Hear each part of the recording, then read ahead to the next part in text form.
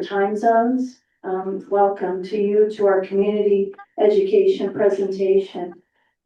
Before I turn it over to the presenters, I want to give you a little overview of the Lindner Center.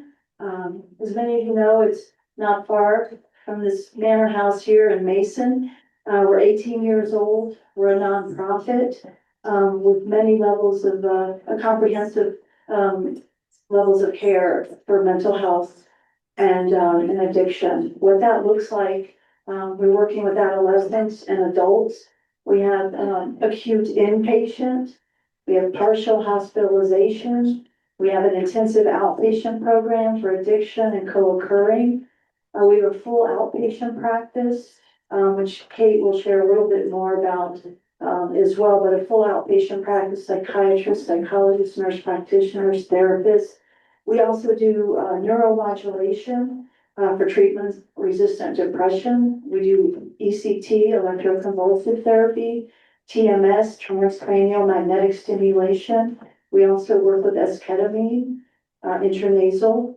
We work with eating disorders. We have a full continuum from inpatient to a partial program, to an intensive outpatient, to a Harold C. Schott outpatient team working with eating disorders. We also have a residential program that is working with a comprehensive diagnostic assessment where we're surrounding the individual with a team, psychiatrists, psychologists, social workers. There could be some consults in there for sleep, for some autism testing. It's a spectrum. And we are teasing out what's going on. And we're really good at figuring out what is going on for individuals and creating that blueprint. And then from there, providing feedback. And then what are the next steps? So we have folks coming from not only local, regional, national, but also out of the country to our residential program. I would also want to share with you, we're in the middle of an expansion. So we are adding 8 beds to our residential program.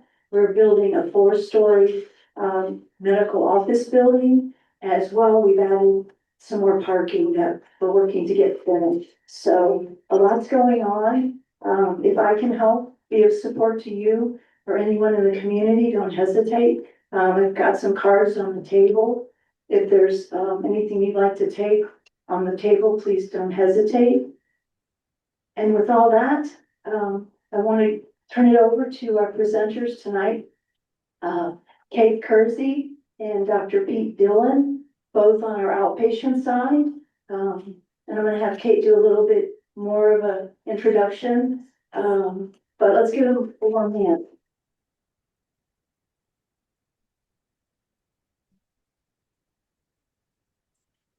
Hi, good evening. Thank you for joining us, whether you're here in Mason or online. We're so glad you're here. As Maria shared, I'm Kate Kersey. I'm a marriage and family therapist on our team here at Lindner Center. I work with individual patients, and then I work with a significant population of couples and families, both starting at adolescents and up. And I'll let Dr. Dillon introduce himself and share a little bit about our systemic and family work we offer. We'll get started. It's a pleasure to be here tonight. Appreciate everybody coming out on one of the most beautiful evenings in the spring. So again, my name is Pete Dillon. I'm a psychologist. I've been at UC in the College of Medicine as an assistant professor of clinical psychiatry for 20 years now. About 2 years ago, I came up to Lindner to become the director of family therapy services up here.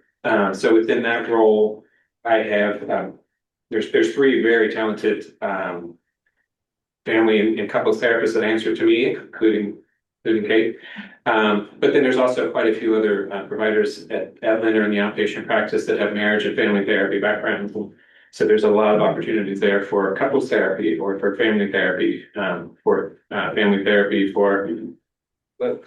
adults, adults trying to navigate adult relationships, or for parents working with young kids. So anyways, we have a lot of different services there for outpatient family therapy and couples therapy. So Kate did most of the legwork in organizing this, so I'm going to turn it over to her for the slides. So to start this evening, just to kind of give you an idea what we might be covering. I think all of us here can probably agree that we've been touched at some level by someone in our sphere of influence, who has a mental health struggle, whether that's someone in our family, whether that's a friend, a colleague, a student. I think we all share that in here, myself included. So really our goals this evening, primarily are for you guys to feel encouraged and feel seen. And in the capacity, being a caregiver is not easy. And it can be a really isolating and hard role, and we recognize that.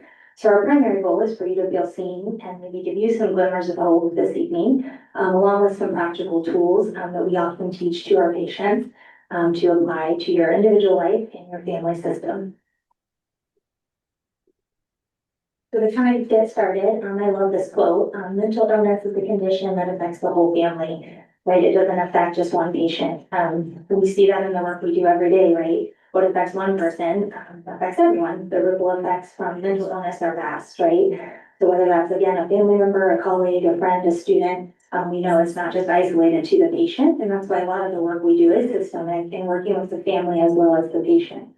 Obviously, these are some roles you guys might play in this room as advocates, right? We're always advocating for care, for maybe IEPs in school, for work, career opportunities, emotional support, providing physical care sometimes. I would imagine some of you are probably the recipients of a lot of the hard that come with the mental health struggles, right? A lot of the anxiety symptoms, a lot of the depression, maybe the mood swings, maybe the panic attacks. Obviously, researchers providing treatment, getting people to appointments, refilling medications. These might just be some of the roles that you guys all play and share in here. I mean, obviously, you guys are not alone either, right? There are 8.4 million Americans who are currently providing care to an adult with an emotional or mental health issue. So that's a staggering number, and we recognize and see that. And 3/4 of these caregivers are also experiencing their own stress and burnout, which we're going to discuss a little bit later what that looks like and what we encourage for treatment as a result. So why our support matters, right? I think as a caregiver, sometimes it can feel very isolating and feel like, am I really making a difference, right? When we have a loved one that we is going through something hard, right? We can often feel like what we're doing doesn't matter. We can't fight the battle for them. But our care and our support does matter. And we see that, and Dr. Dillon would agree, in the work we do every day. I love this quote, the one safe and stable adult significantly buffers children from adverse childhood experiences and promotes resiliency. It only takes one person to make a difference in the life of a child, or an adult for that matter. Provide hope. I love the idea. Sometimes we talk about that what our loved ones are facing can feel like a mountain in front of them, right? If I'm facing addiction, if I'm facing anxiety, if I'm facing depression, it can genuinely look like a mountain to climb. But sometimes that mountain seems a lot smaller when I know I'm not climbing it by myself. Helping that mountain seem more manageable and seem smaller. Protective factors like we discussed, being advocates, scheduling appointments, refilling prescription, researching the latest therapy modalities. Those are all ways that your support matters and helps. We call it this co-regulation, right? So being able to actually help calm our loved one by just being present, sometimes taking their hand, sometimes sitting by them, sometimes helping them breathe in a moment of panic. Those are all ways that just by being present, we make a difference. Reducing the stigma, right? And we'll talk about this a little bit later in the presentation, but the idea that our loved ones are not their mental illness, right? This is something they are battling, but it's not who they are. And as you guys probably have experienced, there's often a stigma with mental health, right? And that can be really hard. And so by your caretaking, you can help reduce that stigma. I'm going to share Charlie's story here shortly and some other stories of hope of how caregivers have made a difference in the lives of patients. Not honestly what Dr. Dillon was talking about, kind of the systemic idea, right? That if the whole family can help support, it can really make a difference in the recovery of a patient. Obviously, their individual therapy matters, but the whole family unit getting help is significantly important to their recovery. And I love this quote, that the simple act of caring is heroic. So you guys are all heroes in here at some level for what you do each day. We appreciate you being here. So I'm going to share a story. If you guys have participated in couples work with us, or in any kind of couples work, you might be familiar with psychologist John Gottman. He's kind of the famous couples guru. But he shared a story about a patient named Charlie on his blog and kind of why his wife's support and family support was life-changing for him. So I'm going to read this story. And yeah, I think it will encourage each of you. He said, Charlie was in my office yesterday. He was all smiles. I commended him on the quick transformation he had made in his relationship with his wife, Melinda. Even though his job had been extremely stressful lately and he was experiencing a flare-up of symptoms from a chronic illness, he was content and hopeful. Melinda and their two children, James and Alyssa, were doing well and settling into the back-to-school routines of basketball practice and music lessons. It seems like a long time ago, Charlie said, referring to his suicide attempt 2 years earlier. We had just spent a long time processing something he'd once been reluctant to talk about. It was his second close brush with taking his own life. The numbness and depression that had been his familiar companions through adolescence and young adulthood, layered with the lack of parental nurture and constant emotional chaos from his parents fighting, had left him with few internal emotional resources. He was familiar with the hollow ache inside that could not seem to be filled. He had no modeling in his life about how to really notice his feelings or interpret what they meant. So he was not in touch with his true and legitimate needs for loving connection, validation, security, and support. As an athlete, he learned to be tough and push through difficult circumstances with a silent demeanor, and this was how he coped during his early adulthood. He floundered often, yet pushed through college challenges, professional development, early marriage and parenting responsibilities, relationship struggles with Melinda, as well as death in his extended family. He had learned to temporarily feed the inner hungers with easy fixes like innocent flirtations with female friends, alcohol, pornography, and the friendly yet detached aloofness that led others to assume he was always fine, and so they left him alone. Melinda's own heart, however, was anything but numb and detached. She was on high alert. While she had a supportive family, she was also unequipped to deal with the more painful aspects of life, having her own set of coping skills that involved minimizing issues, denying feelings, and pushing through. John Gottman recalls, our work together in couples therapy, specifically treating Charlie's trauma from early childhood neglect, combined with Melinda's loving reassurance and continuing to turn toward him, had softened Charlie's rigid exterior. One conversation in particular resonated with Charlie. John Gottman recalls, I shared an important feeling from Gottman research that rituals of connection, like a daily stress-reducing conversation, can increase a couple's overall happiness, giving them added resilience to withstand life's ups and downs. As an electrician, Charlie understood the significance of staying plugged in and connected to each other. He grasped the concept that a lack of connection will always yield disintegration in any system, particularly a relationship. So while he recognized that disconnecting from his pain was disintegrating his relationship, he was able to change his mindset. Instead of his usual turning away behaviors, for the first time, he turned toward his wife, Melinda.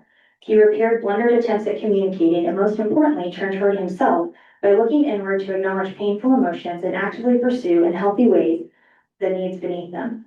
With this new self-awareness, he now had something to share with Melinda when she asked him how his day was and how he was feeling. And he found she was eager to listen and connect with him in these more vulnerable ways. He said, I can't get over how much more I enjoy everything. As someone who has struggled with depression, Charlie said, life itself is sweeter, even during difficult times when we are anchored in loving connection. Charlie said, I was just so tired of it, tired of pushing through, tired of the constant emptiness inside and feeling myself about to collapse. But when I understood that connection was the key, that changed everything. I learned to see that I could have that flow of positive energy with Melinda, and it brought so much peace and relief. Charlie is no longer suicidal, and his depression is behind him. Connecting with his pain saved his life. And he would tell you that the hardest part, opening up and turning toward Melinda, has been the best part and made all the difference. So her connection and presence in his life made a significant difference to his recovery. This is a really special video that I want to share about how the presence of one safe and healthy adult can make a difference. And I hope that there's not an ad, so we're going to do our best.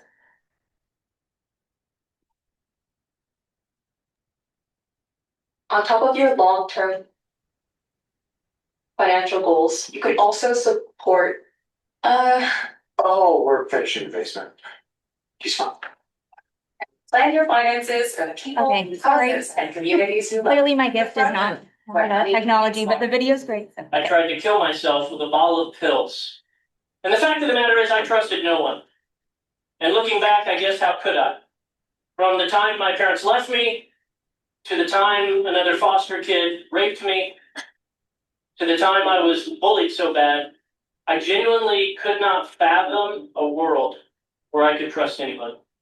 So fast forward, here I am, 14 years old, and entering my umpteenth foster home. I was a veteran at this whole sort of getting kicked out of one home, moved to the next. You meet these people who were like literally total strangers 10 minutes ago who are now apparently your dad. You know, kids don't take candy from strangers, they're moving with them. So I'm sitting in the van in the driveway of this next home, and that's when I see Rodney. He's standing up there on the front porch, and immediately I notice this is a large fella. He's 6'5", he's 350 pounds, and as a 14-year-old boy, I couldn't help but notice when he's turned to the side like that, he's shaped like a lowercase b. It's amusing now, but in the moment it was tactical. Maybe that's how I could get kicked out of this home. Maybe I could get under his skin about his weight. So I move in with him. I'm being obnoxious. I'm being ungrateful. I'm being just downright rude and mean. I'm setting things on fire. And 3 years later, I can't shake this guy. Rodney won't kick me out. So I step up my game. I go to the local bank in town. I open up a checking account. I put about $90 in there. Then I proceed to write $10,000 worth of checks. Obviously, checks bouncing one after the next after the next. One check that bounced was for my car insurance. I'm going down the road speeding, Stillwater, Oklahoma, 88 miles an hour. No car insurance, no driver's license. I get pulled over, handcuffed, thrown in the back of a cop car, and sent to jail. I call Rodney. Like, Rodney, I'm in Stillwater. I'm in jail. I'll tell you the whole thing when you get here. Can you please come bail me out tonight? He said, I will come bail you out, but not till tomorrow. Rodney frustratingly believes sometimes one of the most loving things you could do for a kid was allow them to sit in either the success of their wonderful choice or the stupidity of their foolish choice. Next morning, he comes, bails me out, exactly as promised. We had a long, very awkward car ride home. No one says anything. We get back to the house. He's like, we need to sit down and talk. And I knew this moment had finally come. So Rodney, his wife, sit me down to give me the talk I've had a dozen times. He looks in my eyes and says, son, you can keep causing problems. You can keep trying to mess up. You can keep pushing us away. You can keep trying to get us to kick you out of here, but you've got to get it through your thick head, son. We don't see you as a problem. We see you as an opportunity. And in that moment, all my skepticism came to the surface. And I thought, what a cheesy, stupid thing to say to a 17-year-old kid. But then I was overwhelmed with the reality that this guy actually meant it. He didn't see what I was, what was on the surface. The obnoxious kid, the ungrateful kid, the kid getting suspended. He saw what I could do. It was genuinely my turning point. Statistically, I am supposed to be dead, in jail, or homeless. But because of one caring adult. I'm not a statistic. Every kid is one caring adult away from being a success. Every child who winds up doing well has had at least one stable and committed relationship with a supportive adult. My friend and mentor, Reggie Joyner, taught me to think about it this way. In this jar are 936 marbles. Each one of these marbles represents a single week from the birth of a kid until that kid turns 18 years old. So, if you know a 9-year-old, you've only got 468 marbles, or weeks, however you want to look at it, remaining.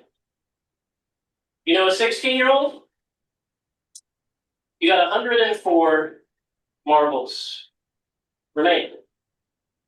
Right here, we are looking at time. In fact, you're looking at all the time or all of the weeks you have left to influence this kid, or this kid before they turn 18 and begin making critical life decisions without your presence. The difference between a statistic and a success story is you.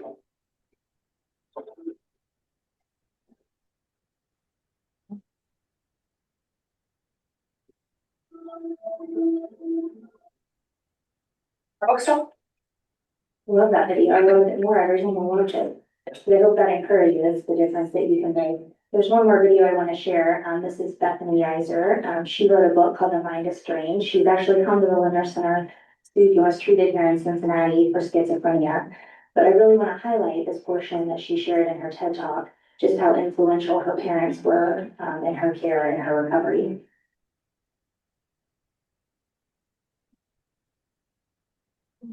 Wondering if you could use your FSA for that? FSA We ran this store- through and there were no ads, so I'm FSA sorry. eligible.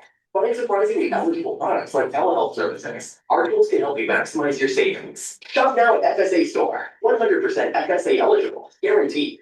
Smart founders know something most people miss. Get your One domain second. name, even if you're not ready to launch your business. With Okay. Sorry. Wix, you can grab yours now and then get to work.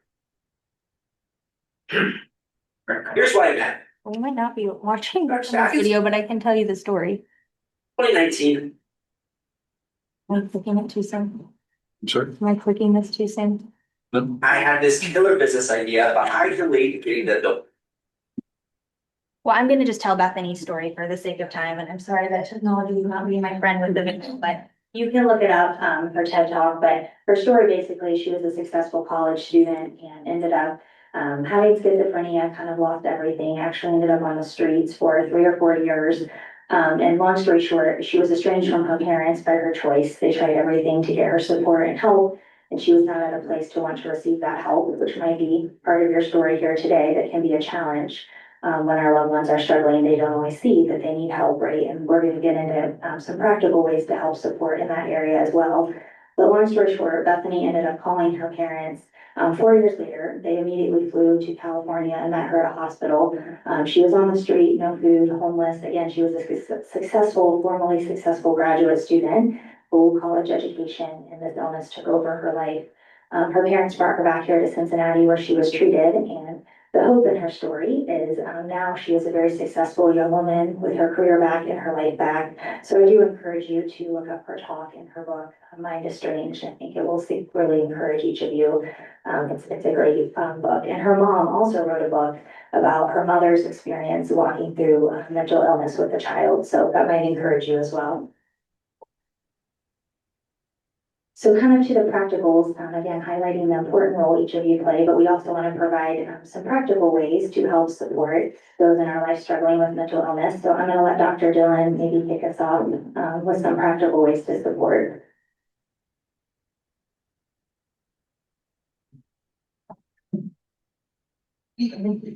Clearly, you're a therapist.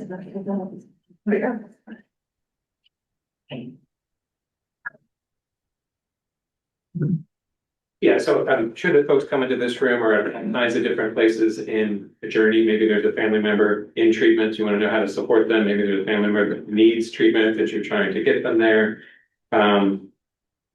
So we're trying to think about what are some of the generic ways that are helpful for family members, wherever you are on the journey. And one of the first things we'll talk about here is psychoeducation, just kind of learning more about the health disorder. The more you know about what you're up against, the better off you'll be. We'll talk about that a little bit more about just using depression as just one example. Because of just understanding what's going on with the mental illness, what's going on in their brains, what's going on in their bodies, what's going on in their flight or fight systems. The more you know about that, the less you take it personally, frankly, the less it seems like a character flaw. It seems more like a biochemical issue going on in their brain as opposed to a character issue. It feels less personal. It feels less like, well, if they cared about me, they would have the energy to hang out on the weekend. If they cared about me, they wouldn't get too scared to come to the social event if they cared. And that's the part that is easy to dispel when the more you educate yourself on like what is going on in their brains. Because believe me, they probably do want to please you. They probably do want to be there fully in the relationship. And so the more you understand about what the illness is, what the symptoms are, the better off you'll be. So we'll talk a little bit more about that later. We'll also talk some more about externalization. And that's a concept that means a lot of different things in a lot of different mental health arenas. But what we're talking about in here is about separating the person from the illness. Where does the depression begin and end? And where does the person begin and end? Where does the ADHD start and end? And what's explained by ADHD and what's explained by your personality? Kind of understanding what it is separate from them. People often talk about, and we as professionals sometimes slip into this too, a kind of, I am depressed, I'm anxious, I'm ADHD, I'm OCD. And it becomes a part of themselves, as opposed to I am me, and OCD is something that impacts my life, something I'm battling, something I'm fighting with, something I'm dancing with, you have a relationship with the illness that's separate from you. There's a real easy to slip into that danger of getting swallowed into your whole identity becomes your illness. Being a safe space for them is vital.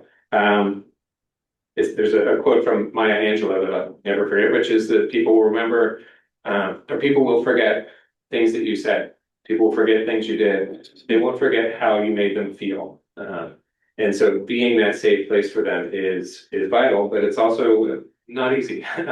With their illnesses, they're not always easy to love. They're not always to be close with them. It's not always clear. What do they need from you? Do they need a push? Do they need a kick in the butt, or do they need to have space and support and validation? So, but being that kind of safe space for them is that's the challenge.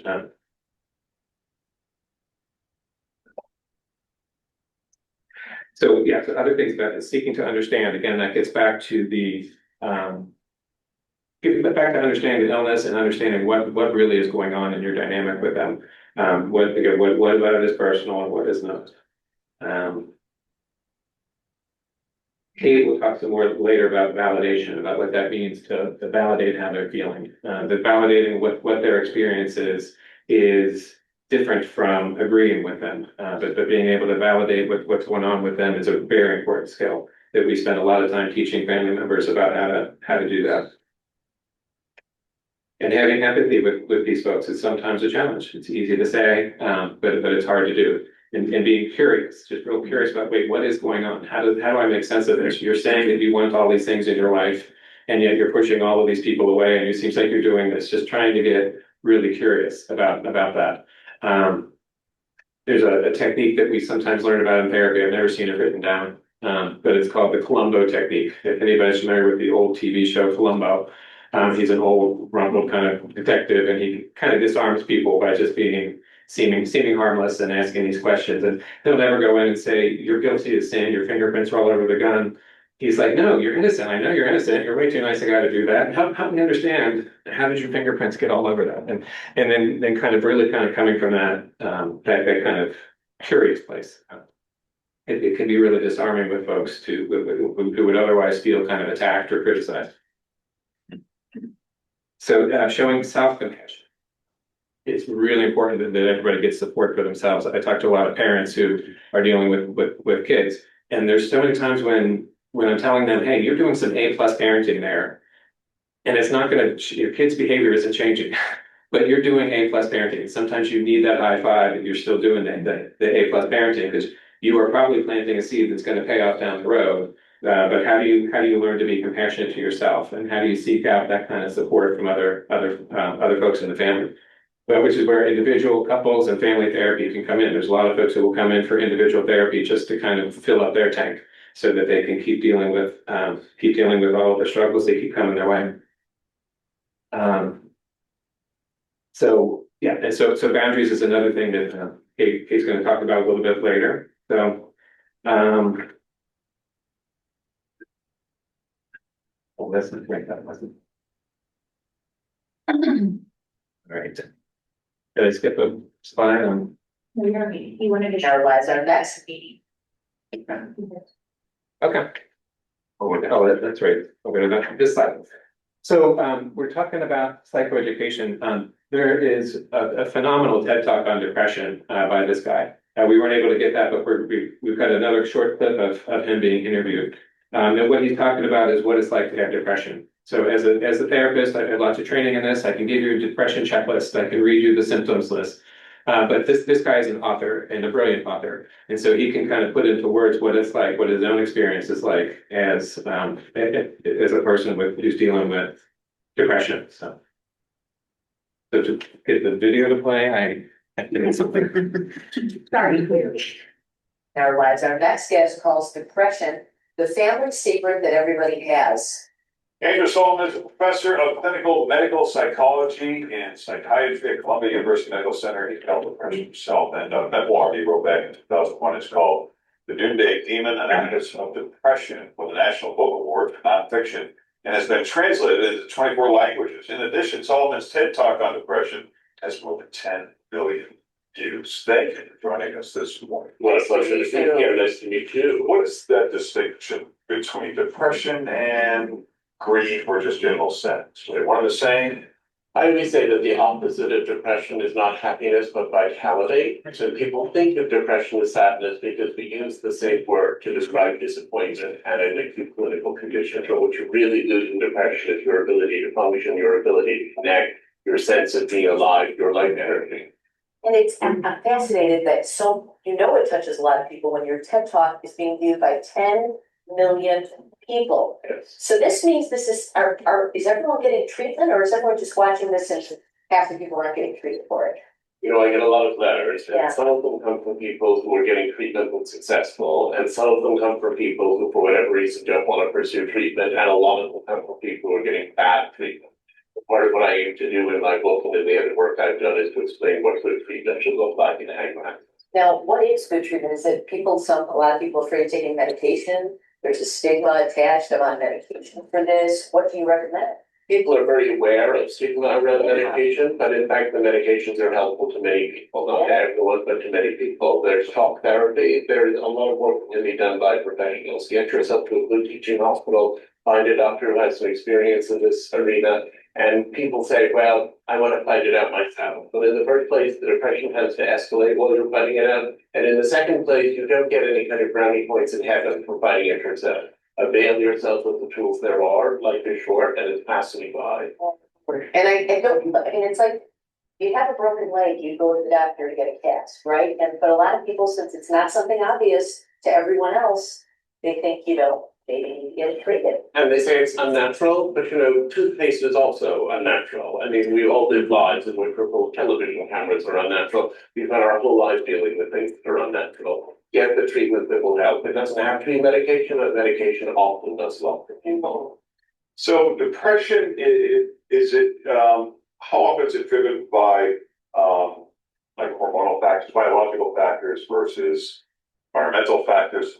Or does that even matter? Is that the wrong question? So there are environmental factors that usually trigger a depression. And then when it's a real depression and not just a reaction to a difficult circumstance, it takes on a life of its own and it goes on and on. I always say if you have a traumatic experience, if you lose someone, if you're in grief, and then you gradually get better, that it was just grief and you're on the right track.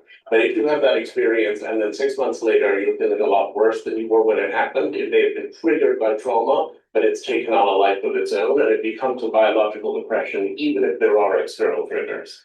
I read that you said that it's actually easier to treat a patient with schizophrenia than it is depression. Is that because it's easier to, what the medication is, and you just, with someone depressed, you have to figure out what the problem is? Well, people with schizophrenia are more obvious than people with depression, but schizophrenia is also very difficult to treat. I wrote another book that deals with schizophrenia.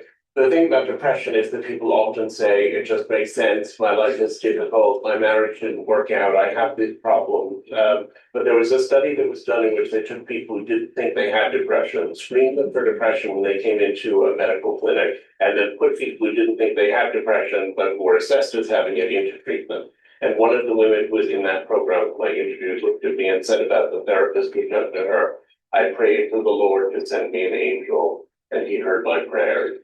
Wow. Transformative, and it's important that you be open to the reality that may be what's happening to you. Wow. So if it's not obvious to the experts, it may not always be obvious to the person who's experiencing it. So is there a time frame where you say, okay, now's the time to go to the doctor, or is it something that you're doing or not doing, where you say, okay, now's the time to go get extra help?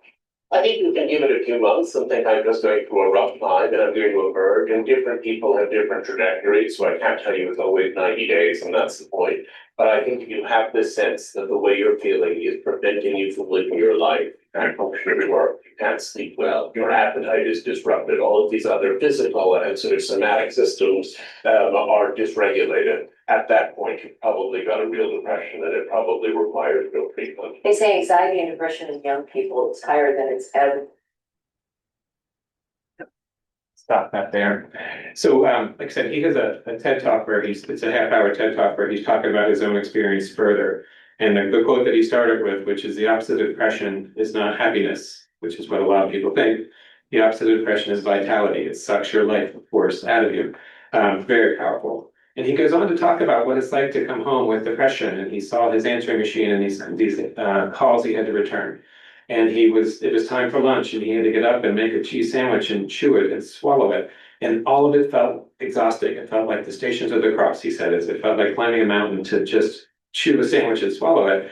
And he said, and the whole time, it's ridiculous. It's not a big deal, but it feels that way. And so again, when you see somebody this brilliant articulate this and you realize, oh yeah, I feel that too. It just takes a lot of the stigma away from it, I think.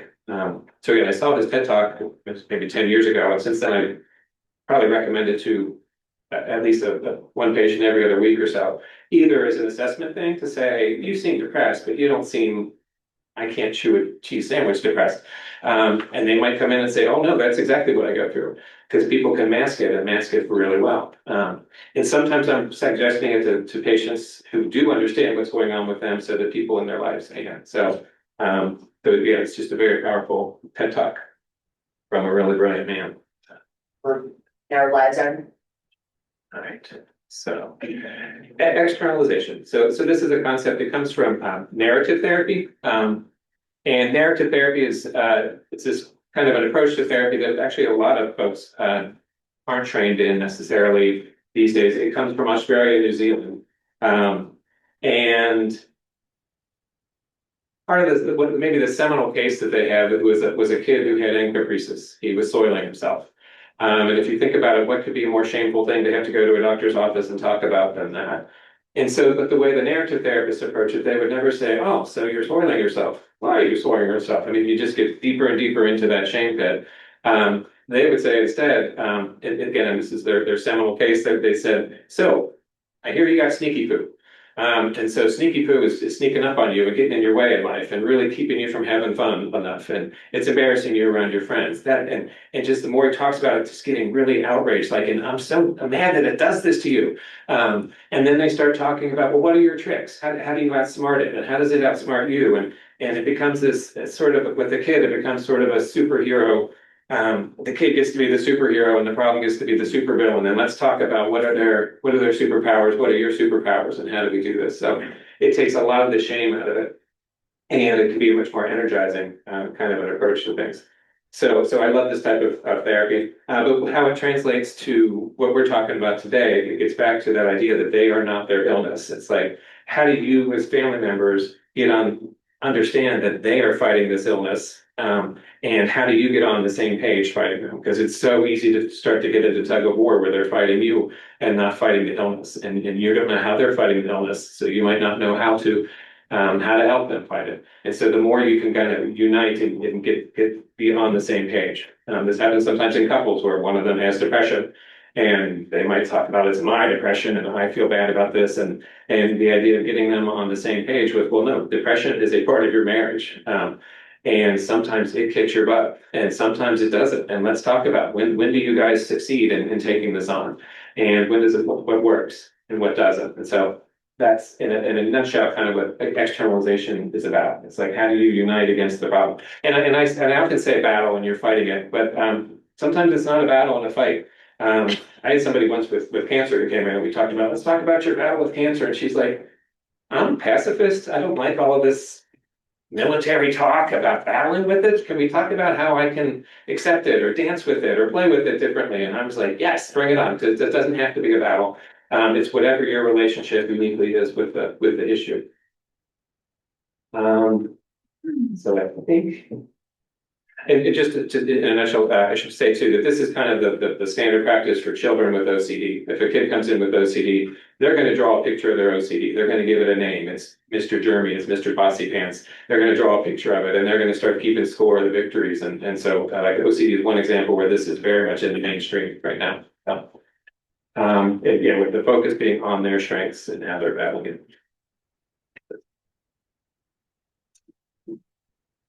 You wanna?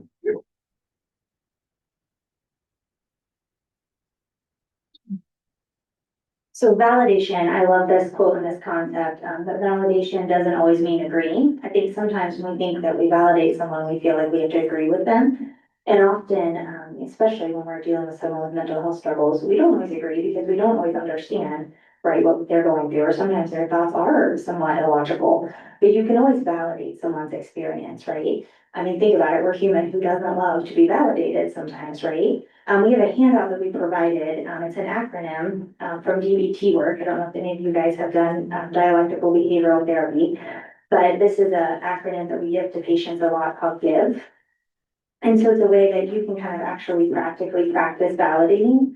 I tell patients all the time, especially in couple and family work, that validation is actually a learned skill. It's not always natural to each of us, so it's something we actually have to learn to work at. But I love this acronym about no attacks, no threats, no judging, being interested, again, kind of maintaining that curious stance.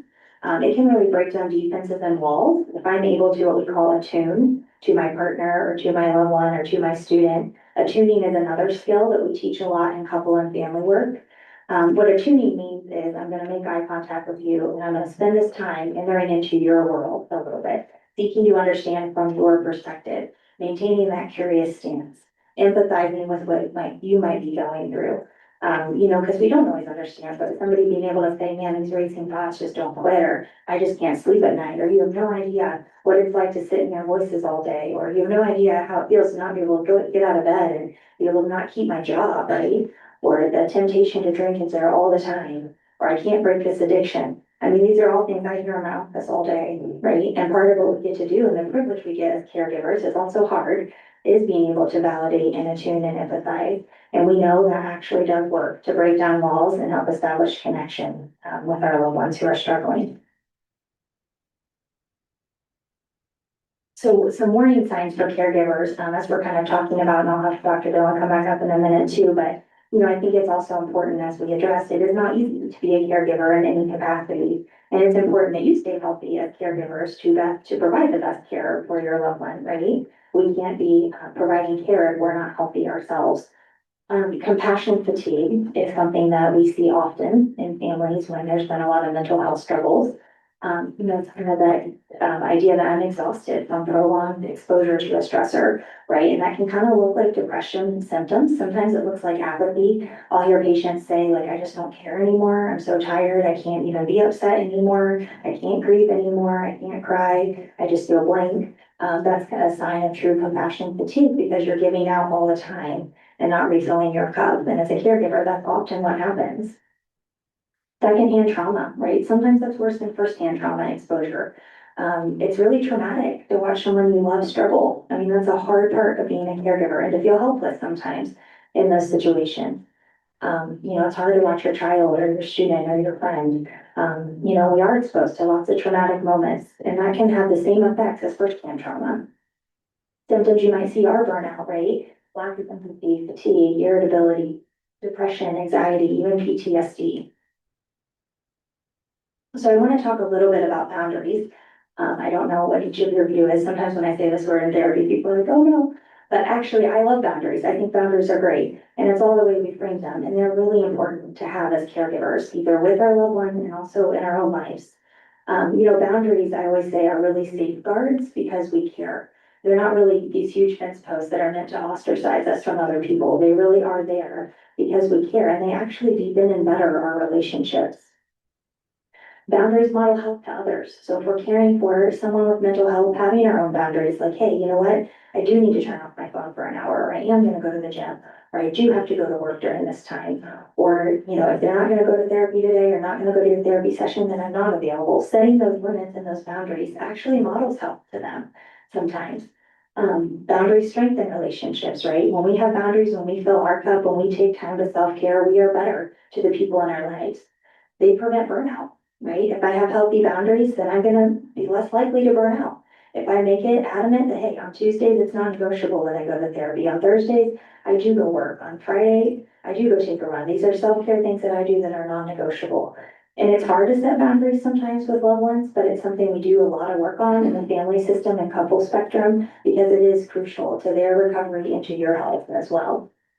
And boundaries prevent codependency. They really do. It's really important because it's very easy to create codependency when we're constantly caring for someone. And we really want relationships to be interdependent, not codependent. And so boundaries help us do this. And we call them internal and external, right? Some boundaries are boundaries we keep within ourselves, right? Like in my mind, I know these are going to be my boundaries and my limits. And some are really important that we communicate to our loved ones and even to our loved ones who are struggling. Like, hey, these are my boundaries. These are the times I'm available. This is how much I can help. I do go to my therapy. If you don't, that's okay, but I do. Or I do take my medication. If you don't, that's okay. Those would be examples of external boundaries and internal boundaries that we set. Another handout we shared was the circle of control or influence. I think you guys should have that. I actually love this tool. I use it a lot in a lot of different ways with patients, but it's something that I always visualize in my mind too. The outer gray brain is things that you're concerned about, but that you can't control. So, you can think about different pieces, right? Maybe you can't control how your company's run, or you can't control what time work starts, or you can't control if your child goes to therapy or doesn't, or refuses treatment or attends treatment. The darker gray circle are areas that you're concerned about and you have influence, but you can't always control.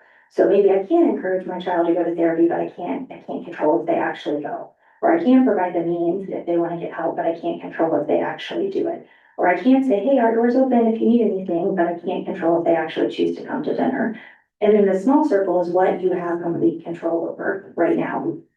So it's kind of that idea of putting your energy in the small circle in the areas that you can actually control and influence versus the anxiety that comes from putting all of our energy into trying to control things we actually cannot control. So this is kind of a helpful tool to think about, how do I actually set those boundaries sometimes? Another area I use this tool is to think about, which can be a challenge for caregivers sometimes, like, what do I tell other people, especially if I have a child who's struggling or a loved one who's struggling? So even picturing, who are the people in my outer brain, right? Like those are the people that, they don't really get an explanation. In the darker gray circle, those are the people that I might share and lean on for support. In my inner circle, those are the people that I lean on, who are my community, who are going to help me through this. So that can be kind of another way. We see that challenge come up a lot with families and the fact that what do I tell other people? It's isolating, people don't always understand. Do I owe people an explanation? Do I not? So that can kind of be a helpful visualization when you're thinking about setting boundaries. And do you want to talk about self-care? Okay. Okay. So obviously boundaries are one way we self-care, physically taking care of yourself. We've touched on a lot of these tonight.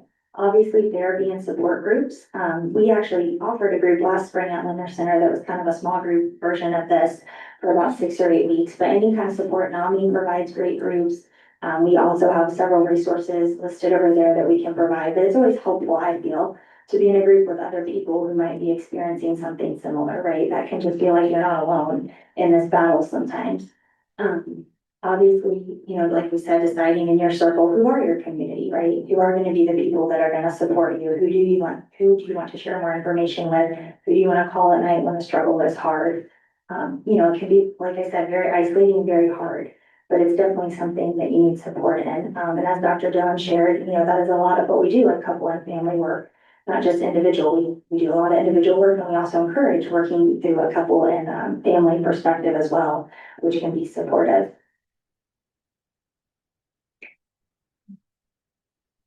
And this is a list of resources that actually Dr. Dillon put together for the group we hosted last year that I think you'll find very helpful.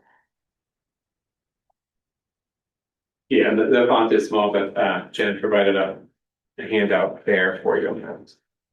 And so, yeah, I'm trying to think of a few things just to add, because I also love that circle of control. And it's very much reflects the whole serenity prayer concept of give me the serenity to accept the things I can't change, courage, the courage to change the things I can and the wisdom to know the difference. Because it is so easy to put all of our energy in that outer circle, and what if this happens and what if that happens, and it will just drain you. It's not that those things aren't important. It's just that I can control it. And so with the family member with the mental illness, we can't control when the next break will be or what's going to happen with it. But we can be in control of having a plan in place for what we're going to do. And so we to accept what are the things we can change. So just to go through a little bit of this list, because like I said, when you hear about it from brilliant people who have the disorder themselves, it takes a lot of the stigma away, and they just have a lot more insight than most folks. So like the first one on this list is Xavier Amadar. He's a psychologist who wrote this book. He's a psychologist, and his brother was severely mentally ill with schizophrenia, and never, I don't think ever accepted any medication for it. And so the idea that he started to learn how much of my relationship am I going to just destroy by begging him to be on medicine. And he came to talk to us, to a group of psychologists in town, and he called somebody up and he tried to basically gaslighted him on stage. He's like, oh, you think you're an esteemed psychologist, a psychiatrist, you think this is your way? No, none of that is true. It's all, you're actually crazy, and trying to talk him into that and realizing that is kind of what the experience is like for folks. And what he talks about is his program, he talks about LEAP: listen, empathize, agree, and partner. And so just listening as much as you can to what their experience is, empathizing with what you can, agree. We talked about how validating doesn't necessarily mean agreeing, but if there's anything they can say that you can't agree with, you want to agree with that, and then to partner with it. And he's very into kind of surrendering and accepting that you might not be able to get through to everybody, but this book has a lot of good resources for that. Regarding mood disorders, Kay Jamison is one of the most brilliant researchers on bipolar, and she has bipolar illness herself, and she talks about going on and off medications, and how she misses the highs when she's on the medication and how she would go back on. So she really talked a lot about the firsthand experience with that. We've talked a lot about Andrew Solomon. David Burns has a really great self-help book kind of explaining cognitive behavioral therapy in a self-help format. We talked about the Yiser family. Bethany has actually started a nonprofit organization called Cures. I don't know how she pronounced it. It's Cure SZ, and a Cure Schizophrenia. And they're celebrating their 10th anniversary now, and they have a lot of support available. They have folks who are really far along in their recovery from schizophrenia who can one-to-one mentor folks who are kind of early on in it. They have other sort of support groups. They do all kinds of research. She really is kind of a powerhouse, and we're lucky in our community to have her. I had one family recently told me that reading the mom's book first makes better sense to them or whatever. So don't know if that's true or not. So that's but I want to say too, just to circle back, that the thing I tell people about getting diagnosed with a mental illness, what that means is, what we're telling people is there are times you cannot trust your brain. If you have anxiety, your brain is tricking yourself that the world is scarier than it is. If you have depression, your brain might be tricking yourself about your self-worth or the future. If you have ADHD, your brain tricks yourself about how much time you have to get to the next meeting. There's all kinds of ways our brains trick ourselves. And we're smart people, and we love our brain. We usually want to trust our brains. And there are times when that's what I'm kind of fighting against with patients, is they'd actually rather trust their brain and know that it's being a trick than to take it on and kind of challenge it, because that's just a really hard thing to do. What we want to do, though, is get them to accept that they can't always trust their brain. They have a great brain, they can't always trust it.